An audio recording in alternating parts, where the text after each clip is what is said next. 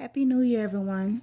Today I'm filming a requested video by one of my viewers who watched my previous coloring book video where I featured my stained glass coloring book collection. And she would like a little advice as to what it is I use in my books. In my collection, I have a total of 16 books, but today I'm only pulling out 3. I pulled this one out because it wasn't in my previous video. So if you would like to see the other videos, if you haven't seen the past video, if you would like to see the other books that I do have, you can go back to my other video and I'll put a link down below this video so that you can click to see the other video. So at the time I did not have this one, so I'll show this one and a few pages that are in it. This is the colored images to the back, and this is a fairy tale collection.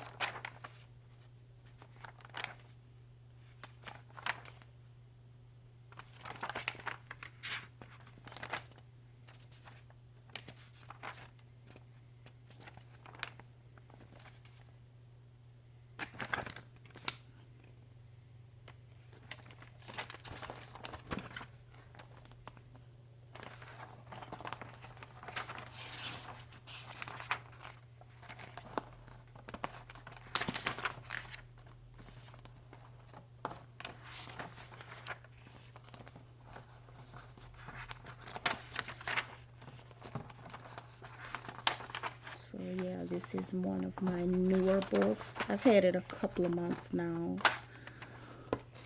So this was one of the newer ones. This is the one that I've been enjoying coloring in the most. I like coloring in this one a lot. So I've shown this one already, but I'll show this one again because I want to show where in the first video I talked about how I mainly use my Crayola coloring pencils. Well, this is where I began using my Prismacolors. So this is where I began using my Prismacolor pencils. And in order for this to show up better, it's best to put white paper under there so you can see. And I normally always put white paper under the image in order to color it in. But I started using the Prismacolors and I fell in love with the details that I can achieve using those in here. I also have, I'll show you a few of the different pencils that I do have. I have here, I wouldn't use these in here because they're too expensive, but I do have Polychromos pencils.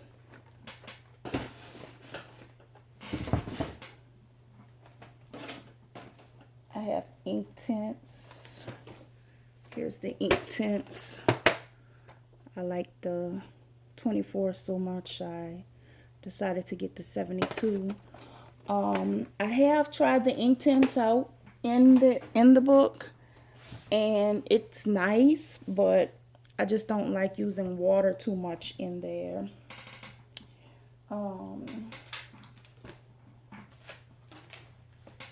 This is just a little fun set I would use to color big areas. If I wanted to color big areas really quick, I would use something like this. And this is the pouch. When I'm coloring in here, I mainly pull this pouch out, and it has 2 sections to hold just about anything I need. Here I have watercolor pencils. These are Prismacolors. These are a few more of those twistable colors, these by Klutz. And the Crayola. And since these books are just like color practice for me, where I like to, you know, practice to get to kind of strengthen my coloring techniques, I prefer to use the Crayola color pencils in them. So this book has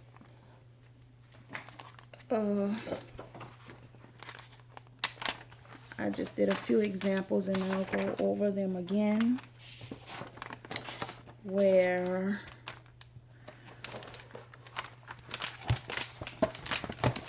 this was coloring with watercolor pencil. I don't mind using it, it's just that once the page buckles, it doesn't come out. Here, I laid on, I should have labeled which colors these were. This is, I think this may be Inktense, but I'm gonna go over some of this again. This may be Inktense. This is definitely Inktense. This is my Winsor & Newton watercolor. So, and this was where I laid down color. I didn't really want that color there, and you can actually take, this is a Mona Lisa paint thinner and a Q-tip, rub it over there, and it kind of erases whatever you don't want. You still have that little stain into the page, but you can do it again. You can kind of fill it in with whatever you want to redo it with. So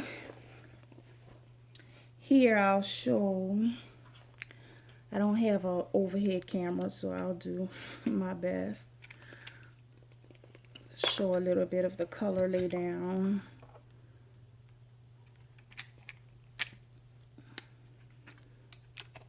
The thing I do like about, and this is my my little watercolor palette here. The thing I like about using the watercolors or the Inktense is that you do get more of a stained glass effect rather than like a pigmented crayon. You can see through it more with the thinner watercolor. So I'll just grab a little red, put it on my water brush, and thinly lay that down. And if you're gonna do it with water, just try to do it as thin as possible, because like I say, if your page buckles, the buckles are not gonna come out. So this is a spot with the watercolor, and once that dries, I can add another layer to darken it if I wanted to.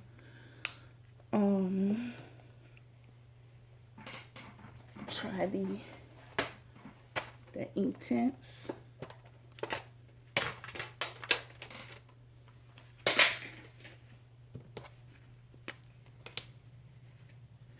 So with the Inktense, I'll just take a pencil and shade it in. And it doesn't take much effort because you're going over it with water, and you're going to blend it with the water, but you just lightly go over it.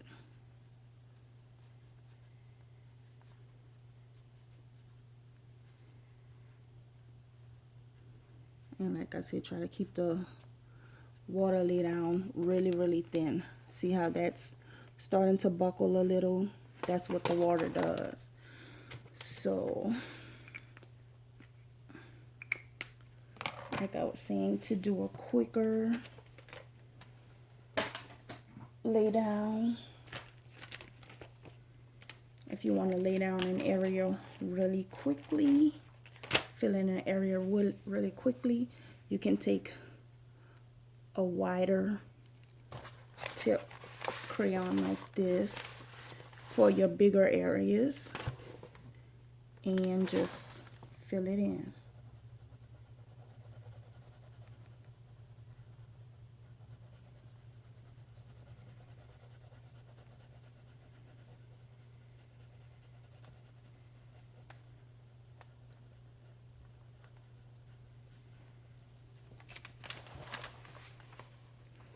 fill that in. Sorry, I think I was out of frame for that. I can fill that in like that. And then with the Crayolas, the ones I prefer, take two random colors. I'll pull out this, a lighter color here. Trying to adjust this so that you can actually see me coloring it. So here I have pale rose in my hand, and it's going to be hard for you to actually see me filling this in since I don't have an overhead camera, but I'll just raise it up to show you once I'm done. And I'll lay this color down.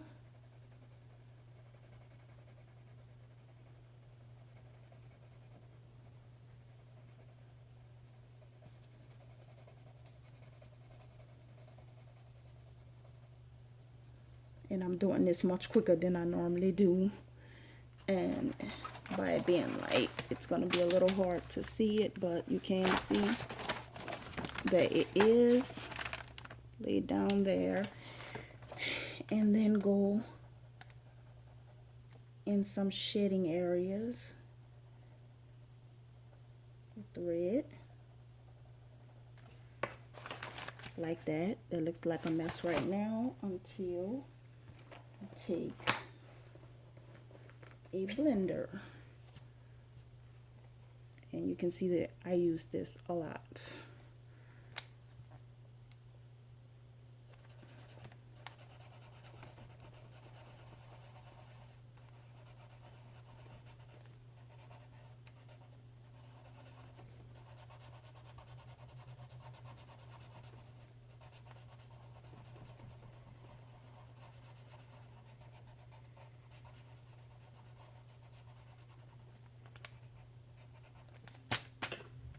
By blending the two. Forgive my art cloth in my hand, that's what I use when I'm painting. You will get something more like that by blending them. And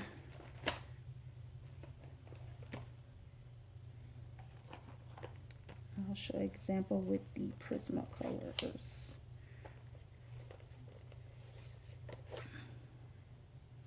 So with the Prismacolors, I have two forms of violet here. Can't get it to focus. Well, you can see, but I will go in on this end with the lighter shade. And Prismacolors automatically lay down much, much better. I mean, as soon as you lay them down.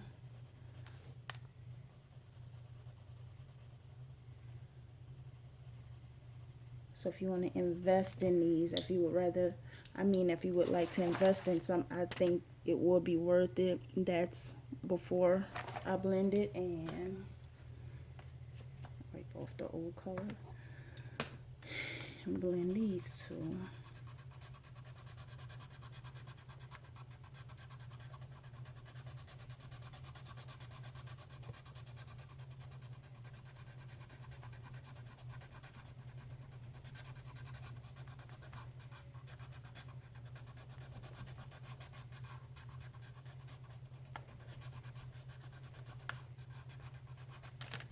Please forgive my mistakes. I'm doing this in a hurry.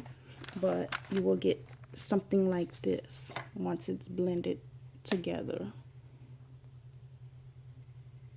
It's much prettier once you blend it together.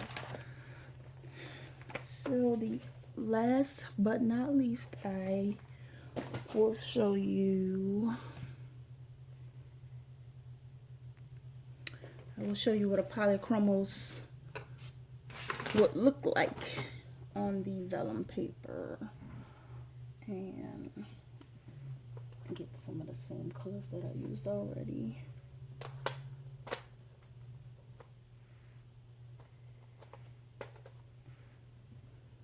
Okay, I'll do this on this section here.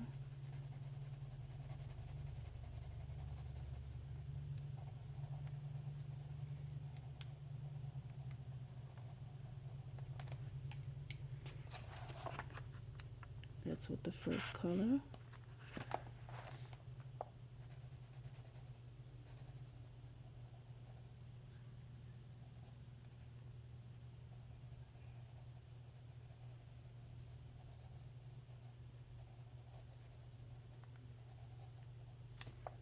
This is the outline, and then I will blend them.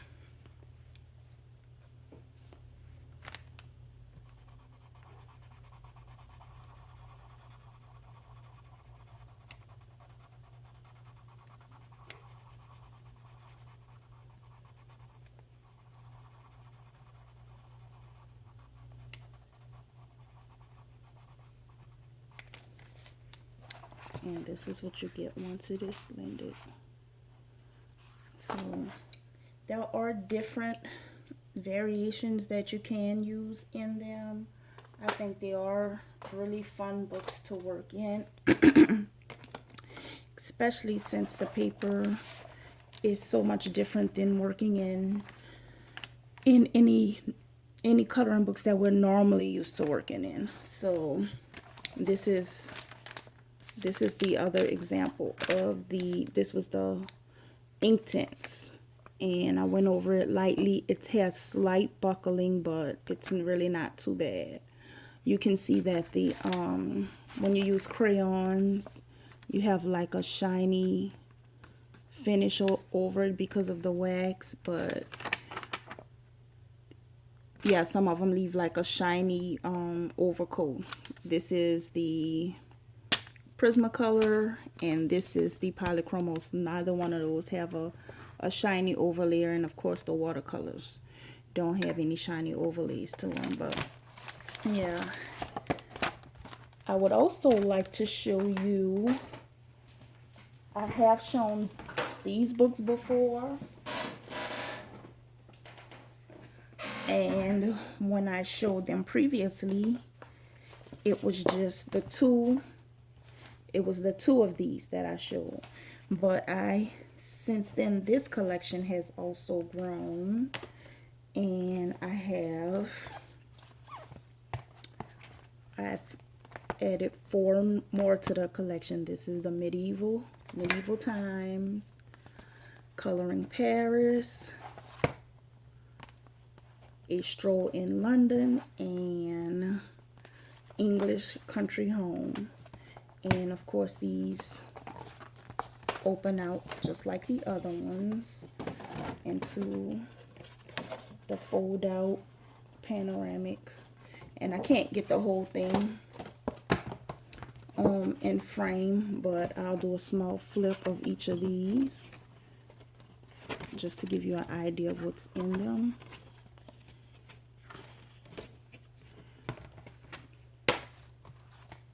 I did the front, I won't do the back.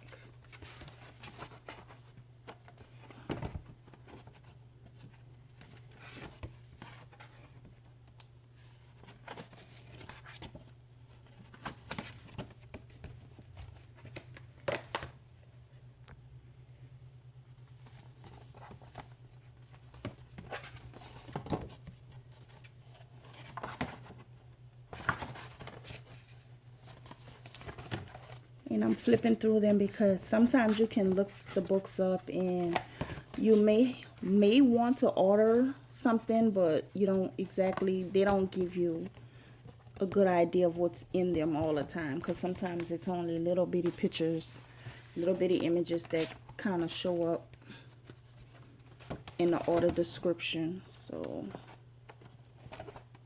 the product description anyway.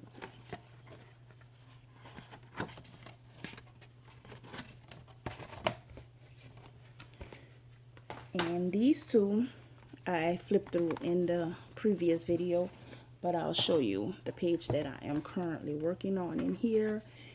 And this is being done with Prismacolors and Inktense pencils. So for some reason my flash went off, so I'm hoping that you can see this really well. So if you would like to see those pictures in more detail, I do have some of that posted on Instagram, and I will post my Instagram link down below the video too. But until next time, guys, thank you all for watching.